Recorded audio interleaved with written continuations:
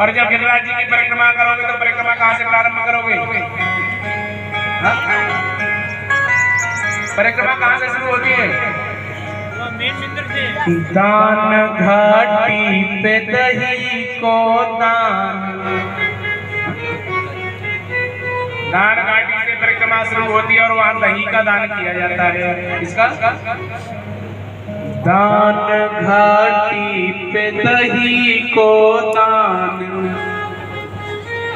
मानसी गंगा को स्नान। मानसी गंगा में स्नान किया है कि नहीं किया है?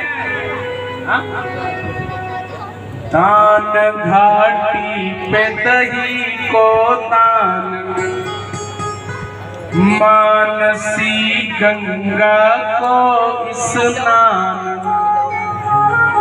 धरो फिर चकलेश्वर को ध्यान, करो परिक्रमा की तैयारी है। गोवर्धन महाराज छटा तेरी लोक से न्यारी है। गोवर्धन महाराज और इंद्र को मन मर्दन कीनो। मानक जी, इंद्र का अभिमान दूर कर दिया। इंद्र को मन मर्दन कीनो, डूबते ब्रज को बचाए लीनो। प्रगट है के दर्शन दीनो। क्या? प्रगट है के दर्शन दीनो, के नटवर की महिमा न्यारी है। गोवर्धन महाराज छटा तेरी तीन लोक से न्यारी है। गोवर्धन महाराज। और आप गिरिराज जी की परिक्रमा करोगे तो आपको हजारों की संख्या में संत महात्मा परिक्रमा में लेटे हुए मिल जाएंगे। कहाँ पे? गिरिराज जी की परिक्रमा में। और गिरिराज जी की परिक्रमा में लेटे हुए मिलेंगे तो अद्भुत संतों के दर्शन होंगे। किसके दर्शन होंगे? हाँ। कैसे कैसे संत है हमारा? पूछो ही ना। जो लेट करके दंडोती परिक्रमा कर रहे हैं गिरिराज जी की, वर्षों गुजर गए। भक्त जन पड़े रहे चहुओर। सुनो भैया, संत जन पड़े रहे चहुओर, शिखर के ऊपर नाचत मोर। शिखर के ऊपर नाचत मोर, के नटवर की महिमा न्यारी है। गोवर्धन महाराज छटा तेरी तीन लोक से न्यारी है। गोवर्धन महाराज। इस प्रकार से आज आप जाओगे तो लाखों की संख्या में आपको संतों के दर्शन हो जाएंगे। अद्भुत संत और प्यारे गिरिराज जी की तलहटी में लेटे हुए हैं। बोलिए गोवर्धन महाराज की, आज के आनंद की। तो प्यारे अंत में भगवान लौट करके फिर वृंदावन में बड़े आनंद से रहने लगे।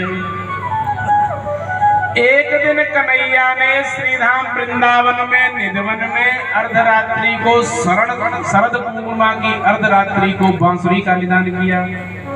कौन सी रात्रि? शरद पूर्णिमा की अर्धरात्रि को कन्हैया ने बांसुरी बजाई। और जैसे ही बांसुरी बजाई, वृंदावन की गोपियों को ऐसा लग रहा है जैसे कन्हैया हमको नाम ले ले करके बुला रहे हैं। गोपी जो भी कार्य कर रही थी सारे काम छोड़ करके दौड़ पड़ी है। कहाँ के लिए? निधिवन के लिए। आज निधिवन के लिए गोपियां दौड़ पड़ी हैं। और जैसे ही गोपियां दौड़ते हुए पहुंची, लाखों की संख्या में निधिवन में गोपियां पहुंच गई। लेकिन जैसे ही पहुंची तो कन्हैया ने पूछा, अरे गोपियों, आप अर्धरात्रि को यहाँ जंगल में कहाँ विहार कर रही हो? हा? तुमको पता नहीं अर्धरात्रि में जंगल में विहार करने से पतिव्रत धर्म नष्ट हो जाता है? हा? तुमको अपने घर में रहना चाहिए, रात्रि में कभी भी किसी भी पतिव्रता स्त्री को और विचरण नहीं करना चाहिए।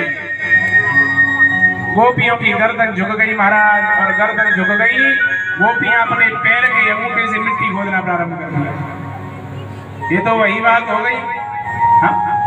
जैसे कोई व्यक्ति हमसे कहे कि गुरुजी कल आपको हमारे घर चाय पीने के लिए आना है, और कल हम आपके घर पहुंचे और जैसे ही दरवाजा खटखटाए, आप दरवाजा खोले, दरवाजा खोलते ही पूछे महाराज कैसे आना हुआ?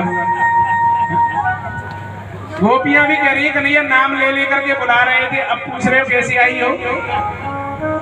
प्यारे कन्हैया कहने लगे, गोपियों, कभी भी किसी भी स्त्री को और जंगल में विहार अर्धरात्रि को नहीं करना चाहिए, नहीं तो पतिव्रत धर्म नष्ट हो जाता है। आज कन्हैया कहने लगे, गोपियों, मैं तुमको एक बहुत सुंदर कथा सुनाता हूँ। एक बार की बात, एक पति पत्नी बड़े आनंद के साथ में रहते थे। कैसे रहते थे? आनंद के साथ में रहते थे, और उनके आंगन में ही एक हवन कुंड था। ध्यान से सुनो भैया, ये कथा आपकी है। पीछे वालों, तुम भी कुछ कमा के खा लो। हाँ? कथा क्या चल रही है? बोले महाराज कन्हैया कह रहे, गोपियों, एक बार एक पति पत्नी बड़े आनंद के साथ में रहते थे। वो पति अब और पत्नी दोनों रोजाना हवन भी किया करते थे। उनके आंगन में एक हवन कुंड था, एक उनके बालक था। एक दिन पतिदेव खेत का कार्य करने के लिए गए, और खेत का कार्य करने के लिए जैसे ही दोपहर में घर पर आए, पत्नी ने भोजन कराया, और भोजन करने के बाद में पति को थकान हो गई तो पतिदेव अपनी धर्म पत्नी की जंघा पर ही सर रख करके सो गए। उसी समय उस गोपी का बालक खेलते खेलते हवन कुंड के पास पहुंच गया, जिसमें अग्नि देख रही थी। धर्मपत्नी ने सोचा कि पति को जगाऊं और जाकर के बच्चे को बचाऊं।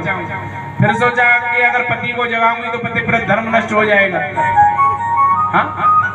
और देखते ही देखते बच्चा क्या हुआ, हवन कुंड में गिर गया। उस गोपी की आंखों से आंसू निकलने लगे। जैसे ही आंसू निकले, पति के चेहरे पर गिरे, पति की नींद खुली। जैसे ही पति खड़ा हुआ, वो धर्मपत्नी दौड़ पड़ी, और जैसे ही हवन कुंड के पास में पहुंची, पतिव्रता धर्म का प्रताप, पतिव्रत धर्म का फल, वो अग्नि भी शीतल हो गई फूलों की तरह, और उसने अपने बालक को बाहर निकाल लिया। ऐसा होता है पतिव्रत धर्म। लेकिन मैया इतना याद रखना, पतिव्रत धर्म प्रदर्शन का विषय नहीं होता। पतिव्रत धर्म तो दर्शन का विषय होता है। कैसा होता है? पतिव्रत धर्म दिखाने की वस्तु नहीं है, हृदय में उतारने की वस्तु है। पति कौन होता है? परमेश्वर होता है। और मैया कभी भी पतिव्रत धर्म को दिखाना नहीं चाहिए। हाँ? मैया पति की तन से, मन से और धन से सेवा करनी चाहिए। क्या करना चाहिए? दो गुड़ियाएं हैं, बहुत देर से हम देख रहे हैं, बातें कर रही हैं, और उनको ऐसा लग रहा है कि उनको कोई नहीं देख रहा है। बेटा बात मत करो, हम